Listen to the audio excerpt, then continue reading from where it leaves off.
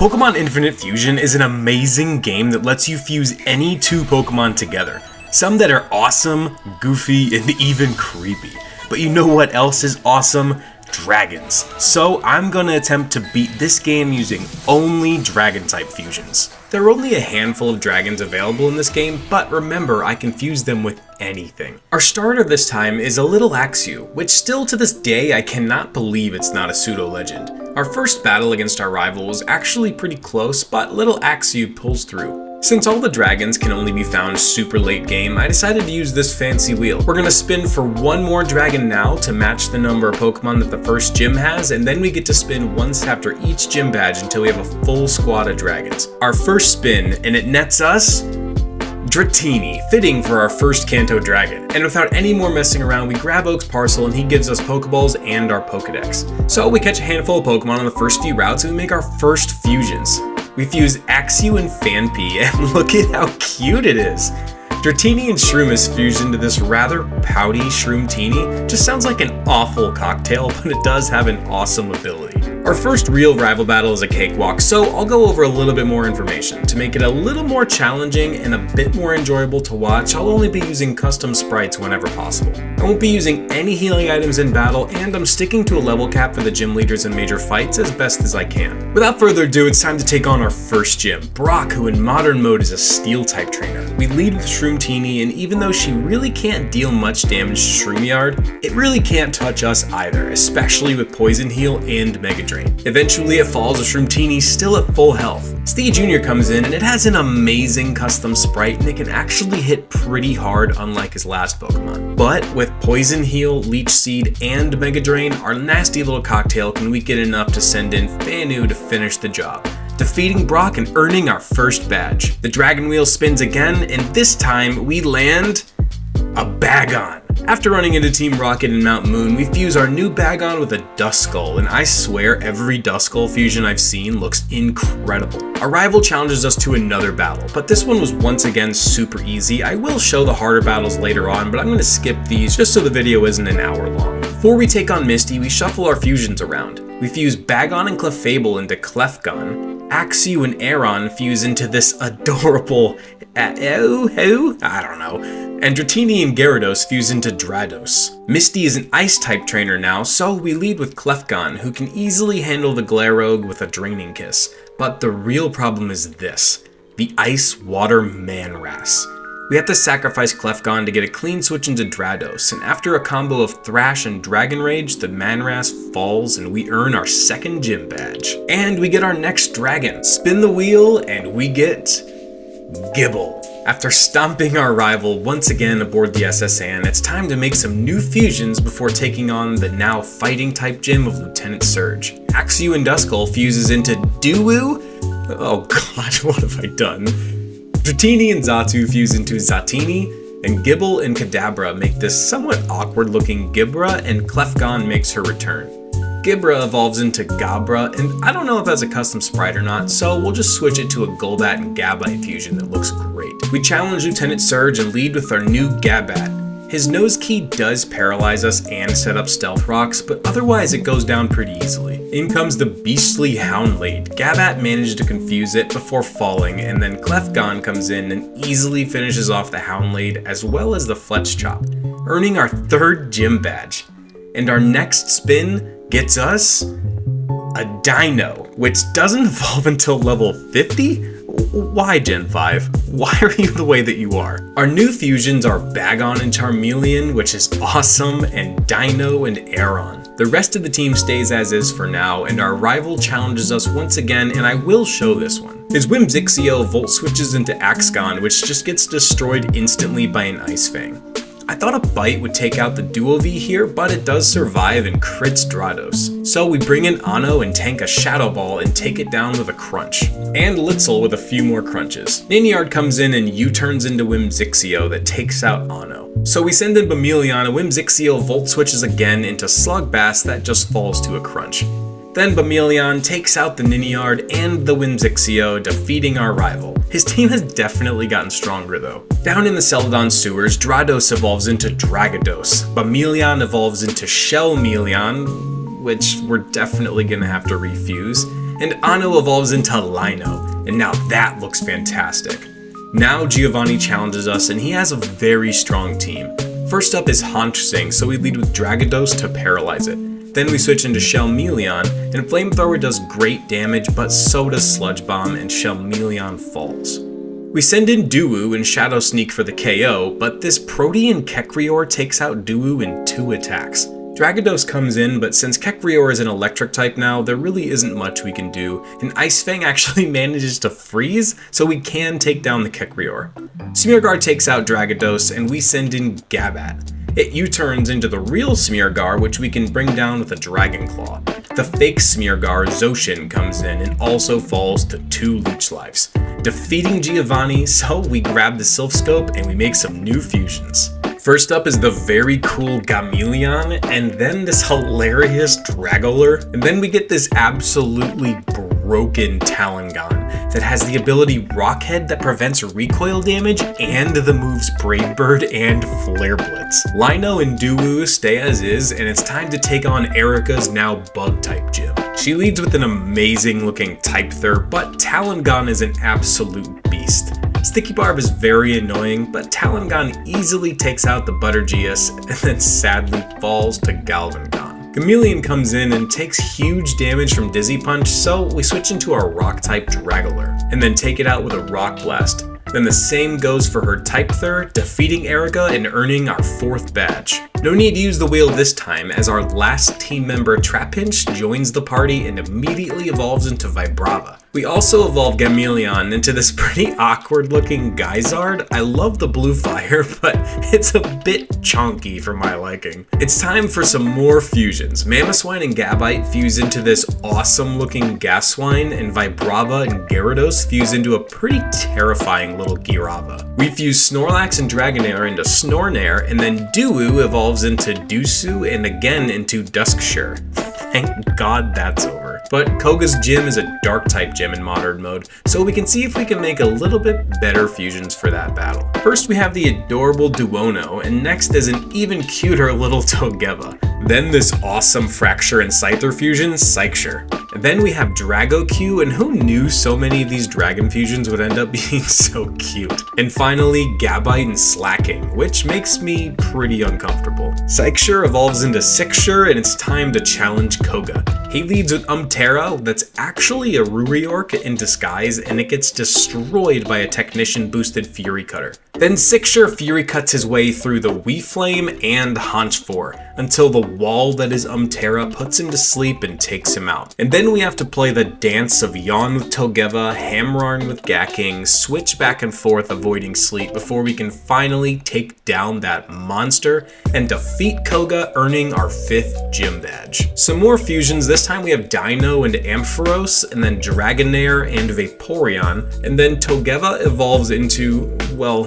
Togeva, and then into Togegon. Our rival thinks this hostage takeover of Sylph Tower is the right time to battle, so here we go. He reads me like a book here and sets up a substitute to block my Thunder Wave, so we send in Talongon, break his sub, and then he Volt switches into Fragon, and after taking a mean Rock Slide, Talongon takes it out with a Dragon Claw. Ryupion can take out Talongon, so we send in Togegon. After some back and forth, it does fall to a Bug Buzz. Lampsoul takes out Togegon with an Ice Beam, and I dumbly send in Gacking to face the same fate. Vapornair can finally take it out, and then Whimsray Volt switches into Niniard that takes down Vapornair. Man, our rival has really stepped up his game here, but Sixshire comes in and saves the day. He easily takes out the Niniard, the Magtick, and his Whimsray, defeating our rival. Thankfully, he does team up with us now to take down Giovanni. Too bad all his Whimsray wants to do here is set up substitutes while Talongon does all the work.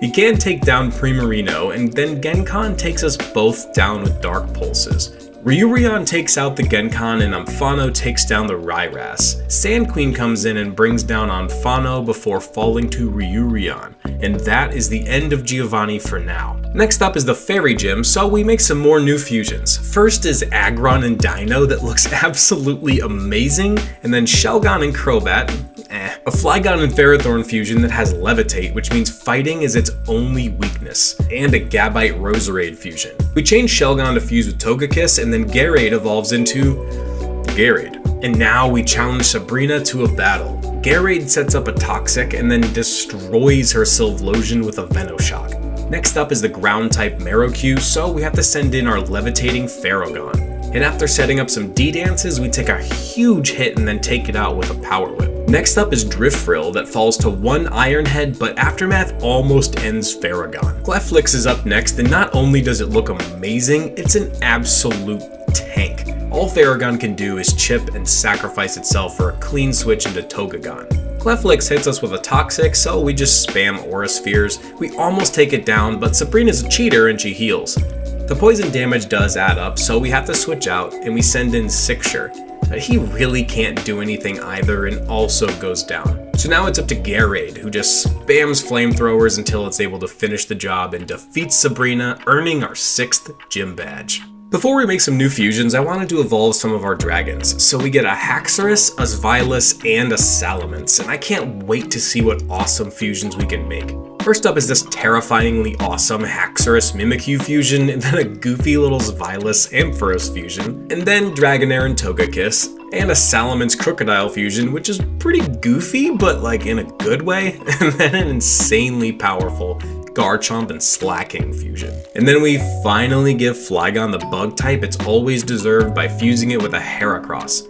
We do end up ditching Amphalos for the much cooler Volcalis. And now it's time to take on Blaine. He may be a pushover in the main games, but now he's a Psychic type trainer, and still a pushover. Volcalis only needs to set up 2 Quiver Dances and then proceeds to easily sweep his entire team with Flamethrowers and Bug Buzzes. 7 badges down and only 1 more to go. We make a few more fusions before moving on, unknowingly setting our final team with a run in the process. First is the levitating Ampharos Flygon fusion, and then a beastly Gyarados and Garchomp fusion. And last is this amazing Charizard Salamence fusion, which is probably my favorite fusion so far. Giovanni's master plan was to triple fuse the legendary birds, but can they stand up to our team of dragon fusions? First out is Gyarados, which is very strong, but Zapmokuno has 3 separate health bars and 3 separate attacks per turn, so it's essentially a 3-on-1 battle. Gyarados is able to take down the Moltres head with 2 Aqua Tails, but unsurprisingly goes down the next turn. Up next is Salazard, and I fat-fingered here and used Flamethrower on the Zapdos instead of Articuno. Yikes. So Salazard can't quite take it down before falling as well. Amphagon comes in and takes down the Articuno head, and now Amphagon actually has the advantage over Zapdos here, and after a few Dragon Pulses, we defeat Zapmokuno and Giovanni. We do catch the Moltres, but we never use it. And now the 8th and final gym leader, Giovanni again. And just like against Blaine, Volcalis sets up a few Quiver Dances and sweeps through Zoshin, Cukon, Ketgon, Porilurk, and finally Smeargar, defeating Giovanni yet again and gaining our 8th and final gym badge. Before we can challenge the Elite Four, our rival wants to battle us again, but spoiler alert, we're about to battle him again soon and I don't want to spoil his final team. Only one thing left to do before taking on the Elite Four. And while crossing Victory Road, Volcalis evolves into the absolutely busted and gorgeous Volkaigon. And don't worry, I'm aware of how absolutely broken this is, and I will avoid using it up until the champion battle. Our final team for the Elite Four is the absolutely terrifying Mimikyu Haxorus fusion, Mimioris, and the monstrous Gyarados and Garchomp fusion, Gardos, the elegant Ampharos and Flygon fusion, Amphagon, the beautiful Togekiss Dragonite fusion, Toganite. Like we said, the absolutely busted Volkaigon, and my favorite fusion, Salazard. But up first is Lorelei, who uses water types now. We lead with Amphagon, who can take out the Polyleon easily, as well as the Swamray with 2 Dragon Pulses. Gyaraku comes in next, and look at this absolutely hilarious sprite that they have for this fusion. Playrough does big damage to Amphagon, and Thunderbolt can't take it down due to a Focus Sash, so Amphagon goes down and I send in our own Mimikyu fusion, set up a D-Dance, and then take down the Gyaraku with a Shadow Claw. When Kingdrio comes in, we still have our Disguise up, so we go for a Swords Dance, and now at +3 attack, she doesn't stand a chance. Kingdrio, Spiramuku, and even this Milotic Giratina fusion can't stand up to the power of Mimioris. We defeat Lorelei and move on to Bruno. Bruno's now a Rock-type trainer, so we lead with Amphagon again and waste all of Bruno's full restores with Thunderbolt before he U-turns into Marorior to absorb our T-Bolt. Earth Power does about a third, so we stay in and can take it down. Octostar looks incredible and manages to survive a T-Bolt and then hits us into the red. Sandstorm brings Amphagon all the way down to 1 HP, and a T-Bolt finishes the Octostar and Sandstorm does bring down Amphagon. Gardos comes in and destroys the Armatops with an Earthquake, and then the Tyrant Flame with an Aqua Tail. The Cray also goes down to another Earthquake. This Groudon Probopass fusion burns Gardos and halves our attack, but that only delays the inevitable. After a few more EQs, the ugly legend falls and we defeat Bruno. And it's time for Agatha, who is a Poison-type trainer now, like she always was. So we lead with Amphagon. After wasting her full restores, Earth Power takes down the Clefraid, and 2 more take down the Dusk Bloom. Shandabok looks awesome, but it also falls to Amphagon.